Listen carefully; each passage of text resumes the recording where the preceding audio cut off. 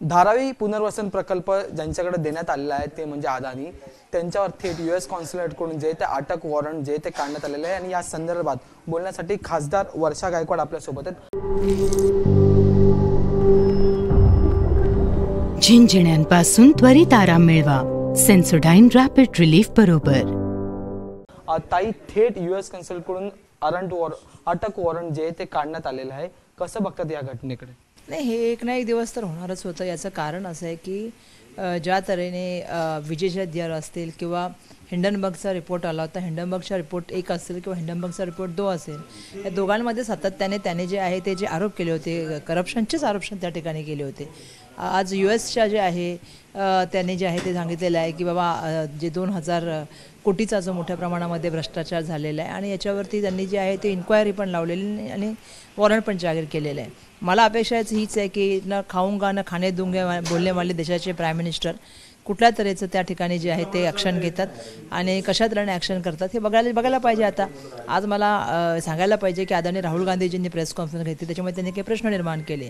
बिलकुल JPCची जरी माग केलेली असली तरीसुद्धा त्यांच्यावरती जे आहे ते त्यांना अटक व्हायला पाहिजे आणि त्यांच्यावरती कारवाई व्हायला पाहिजे, ही अपेक्षा जनतेची पण आहे आणि देशाच्या जनतेची आहे, अमेरिकेची पण आहे। पण दुर्दैवाने आपल्याला माहिती आहे की ज्या तऱ्हेने देशाचे प्राईम मिनिस्टर आणि त्यांचे जे संबंध आहेत, त्यामुळे एक आहे तो सेफ आहे, या जर आपण बघितलं गोष्टीच्या ह्याने, तर त्यामुळे मला वाटतं किती अपेक्षा आहे मला ॲक्शन होईल याच्यावरती शंकाच आम्ही सगळेजण व्यक्त करत आहोत। आणि त्यामुळे देशाची जनता जे प्रश्न विचारते, आम्ही तर स्वतःला आता प्रश्न विचार करतो की अदानी समूह आमच्याकडे डेव्हलपमेंट करणार होता आणि त्यांनी ज्या तऱ्हेने भ्रष्टाचाराची जी गोष्ट अमेरिकेमध्ये केल्या आहेत किंवा देशामध्ये जे चाललेले आहेत, त्यामुळे मला असं वाटतं की येणाऱ्या काळामध्ये धारावीची जनता जी आहे जे आम्ही फाईट करतोय आमच्या घरासाठी, आम्ही कोणाच्या हातात आमचं भविष्य देतोय आणि आमचं भविष्य किती अंधकारमय होऊ शकतं याचं एक जिवंत उदाहरण म्हणता येईल याला पण।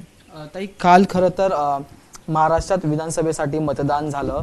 तुमच्या घरातून पुन्हा एकदा धारावीत उमेदवार ज्योती गायकवाड आहेत। मतदानाची आकडेवारी म्हणजे टक्केवारी वाढलेली तुमच्या वेळेस, म्हणजे ज्यावेळेस लोकसभेचं मतदान झालं त्यावेळेस 42 होती, आता ती 46 वर गेलेली आहे। या वाढलेल्या टक्केवारीचा फायदा नेमका कोणाला होईल, कसं बघतात? हे 46 नाही, 50% मतदान झालेलं आहे धारावीमध्ये आणि मुंबईमध्ये पण इतर ठिकाणी पण मतदान वाढलेलं आहे। मला वाटतं जनता सूदने जनतेने जो निर्णय दिला आहे तो एक्सेप्ट केला पाहिजे आणि मला पूर्ण खात्री आहे की लोकांनी आम्हाला आशीर्वाद दिला असेल आणि 23 तारखेला जेव्हा तुम्हाला रिझल्ट येईल तेव्हा तुम्हाला कळेल की एक्झॅक्टली जनतेने कोणाला आशीर्वाद दिला आहे। पण ही लढाई लढण्याचं काम मी सातत्याने करतोय। धारावीच्या लोकांना धारावीत घर मिळालं पाहिजे ही भूमिका मी सातत्याने मांडतोय आणि आज आम्ही ज्या गोष्टीचा उल्लेख सातत्याने करतोय की आम्ही ज्यांच्या हातात भविष्य टाकतोय त्यांच्या आम्ही किती विश्वासार्हता घ्यावी, त्याचा प्रत्यक्ष जे आहे ते आपल्याला उत्तर मिळालेलं आहे आणि ते उत्तर असं मिळालं की अमेरिकेनेच वॉरंट काढले त्यांच्या भ्रष्टाचाराबद्दल आणि त्यांच्या गोष्टीबद्दल।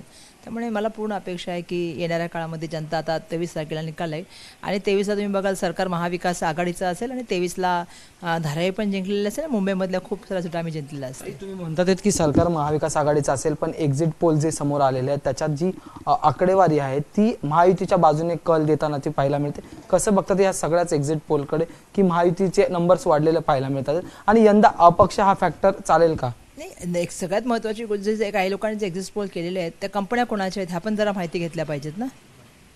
त्या कंपन्या कोणाच्या आहेत, त्यातल्या किती कंपन्या अडाणींच्या आहेत हे पण माहिती घेऊन सांगा ना तुम्ही। त्यामुळे ते काय सर्वे सांगतात हे महत्त्वाचं नाही, आम्ही जनतेच्या सर्वेला मानतो। असं तर बघायला तर तुम्ही हरियाणाचा पण सर्वे होता किंवा आधीचे पण खूप सारे सर्वे, 405चा सर्वेचं काय झालं तेव्हा पण सांगत होते, नाही झालं ना 405, 240च्या आतमध्ये अटकून गेले। जनतेच्या मताला आपण रिस्पेक्ट केला पाहिजे। एक वातावरण तयार करण्याचा प्रयत्न चालतो आणि त्याच्यानंतर काही भ्रष्टाचार आणि काही गोष्टी आतमध्ये घोटाळे करण्याचा त्या माध्यमातून प्रयत्न चालतो त्यामुळे मला असं वाटतं की लोकांच्या 1-2 दिवसाचा प्रश्न आहे। खरं तर 2 दिवसानंतर पण का मतमोजणी ठेवली हे मला प्रश्न अजूनपर्यंत कळलेला नाही।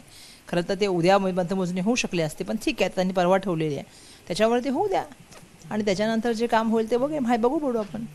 जनतेच्या कोर्टमध्ये जेव्हा आपण जातो तेव्हा न्यायालय जे आहे ते निर्णय घेतो तो सर्वसमावेशक असतो आणि तो सर्वमान्य पण असतो। तर या होत्या वर्षा गायकवाड यांनी आपल्याशी बातचीत केलेली। व्हिडिओ जर्नलिस्ट दीपेश महाजनसह मी अजय माने, ABP माझा, मुंबई। ABP माझा, उघडा डोळे बघा नीट।